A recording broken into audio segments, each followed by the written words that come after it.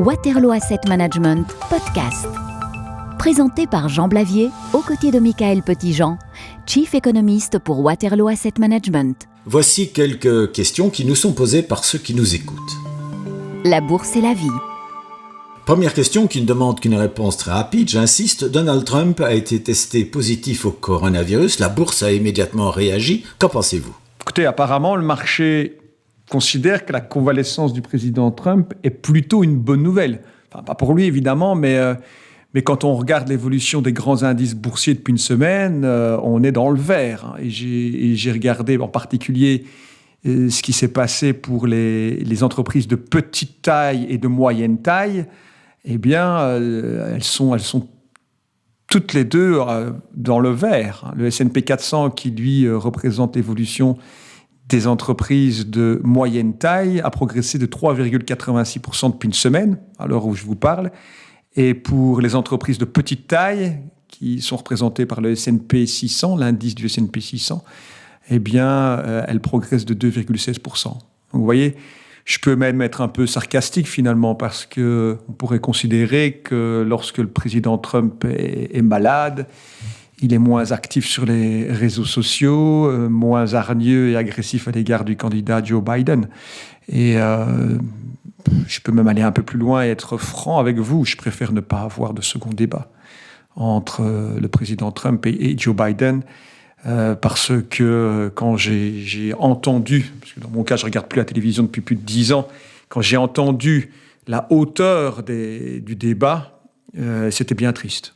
C'était bien triste d'entendre à quel point le débat politique s'était résumé à des invectives, sans qu'aucun des deux candidats, d'ailleurs, n'utilise des arguments solides. Donc, si la convalescence du président Trump peut apporter un peu plus de sérénité au marché, eh bien, tant mieux. Et j'espère ne pas avoir l'occasion d'entendre un second débat. Et ça me permettra aussi de ne pas perdre mon temps. Deuxième question, l'investisseur suisse Dr Doom, de son vrai nom Marc Faber, est connu pour avoir conseillé à ses clients, juste avant le krach de 1987, de vendre toutes leurs actions. 1987, c'était il y a très très longtemps, mais voilà que Marc Faber remet ça. Vendez, dit-il, le navire fait naufrage, vendez vos actions et réinvestissez dans les pays émergents, les métaux précieux et les produits agricoles. Que faut-il en penser, à votre avis ? Il y a un point sur lequel je ne suis pas d'accord, c'est sur les actions. Je pense qu'il ne faut vraiment pas vendre ces actions.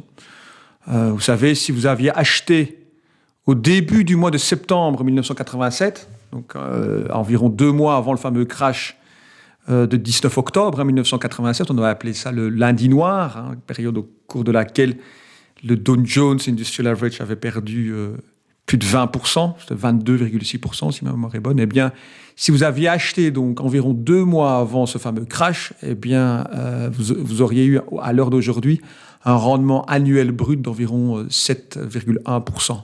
Donc, et je ne compte même pas les dividendes. Vous voyez, donc c'est relativement attractif. C'est la raison pour laquelle, vous voyez, la première leçon, c'est de ne pas paniquer et c'est de regarder plutôt l'horizon lointain, pour éviter de faire des bêtises. Là où je suis plutôt d'accord avec ce que ce spécialiste nous dit, c'est effectivement sur l'attractivité actuelle de certaines matières premières qui sont historiquement à des niveaux planchers. Or, on sait que lorsque les matières premières rebondissent, eh bien, les marchés émergents, les pays émergents ont plutôt tendance à en bénéficier puisqu'ils sont exportateurs nets de matières premières. Ceci dit, dans le même temps, il ne faudrait pas que le dollar ne se déprécie trop fortement parce que ces pays-là, ces pays émergents, importent aussi beaucoup en dollars. Et donc, on sait bien que si le dollar se déprécie, les importations de ces pays-là vont être plus chères puisqu'elles sont généralement libellées en dollars. Donc, vous voyez, il y a quand même des éléments qui peuvent compenser l'effet bénéfique d'une augmentation des matières premières pour les pays émergents, c'est la dépréciation du dollar. Alors, concernant les matières premières en tant que telles, je pense effectivement que le pétrole et le gaz, et pas vraiment le cuivre d'ailleurs, et certainement pas l'or, puisqu'il a d'ailleurs baissé depuis la rédaction de mon article en août, eh bien que le pétrole et le gaz sont effectivement 2 matières premières qui sont attractives sur base historique. La difficulté avec les matières premières, vous voyez, c'est que leur cours monte très vite, comme ce fut le cas entre 2009 et 2011, mais leur cours chute aussi très vite, comme ce fut le cas entre 2013 et 2015. Et d'ailleurs, lorsqu'on regarde un peu ce qui s'est passé entre 2009 et 2015, eh bien, on avait tout perdu, en fait. La progression entre 2009 et 2011, on l'a complètement perdue entre 2013 et 2015, si bien qu'au début de 2016, les matières premières, elles étaient plus ou moins au même niveau qu'en 2009. Donc, vous voyez, c'est très volatile. Et encore une fois, il n'y a pas de coupon et pas de dividende sur les matières premières. Donc, si vous voulez prendre une position plus spéculative sur le pétrole ou le gaz, c'est effectivement une période attractive. Mais il faudra savoir quand vendre. Il faudra savoir vendre au bon moment. Parce que sur le long terme, les bienfaits liés à une position longue, acheteuse, dans les matières premières, j'y crois pas trop, surtout dans un portefeuille diversifié. Et il faut certainement pas avoir une position, de mon point de vue, longue, une position acheteuse de plus de 5% de son portefeuille dans les matières premières. Voilà. Troisième question, le Covid-19 et la crise sanitaire ont fait mal en bourse, je ne vous apprends rien, mais les plaies se cicatrisent progressivement, les actions sont reparties à la hausse et en ce moment, début octobre, la perte n'est plus que de quelques pourcents, en moyenne du moins. Peut-on espérer que ça continue à monter d'ici la fin de l'année par exemple, malgré les élections américaines? Vous savez, chez Waterloo Asset Management, nous n'avons pas arrêté de répéter qu'il ne fallait pas paniquer. Et franchement, je pense que nous avons eu raison de le faire à l'heure actuelle, parce qu'on ne peut pas non plus prédire ce qui va advenir dans les 24 prochains mois. C'est impossible, personne ne peut le faire. Tous les grands indices boursiers américains sont dans le vert. Si on prend comme point de repère le début de l'année, sauf pour les petites et moyennes entreprises aux États-Unis, ce qui est tout à fait normal, puisqu'elles dépendent beaucoup plus du crédit à court terme. Par contre, si on prend comme point de départ le confinement, la décision du confinement, où tout le monde a crié à la fin du monde, eh bien, tous les grands indices boursiers américains, je dis bien tous les grands indices boursiers américains, ont rebondi au minimum de 25%. C'est environ 25%, 26% pour les S&P 500. Vous voyez, donc, c'est quand même un rebond assez important, très important, en particulier aux États-Unis. Maintenant, ce rebond-là s'est matérialisé.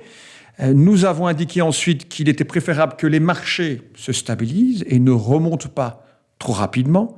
Nous sommes toujours dans cette phase-là, dans ce que j'appelle moi une phase de consolidation, surtout en Europe, avec des mouvements maintenant qu'on voit qui sont plutôt des mouvements de yo-yo. Et je vais vous dire, c'est très bien ainsi.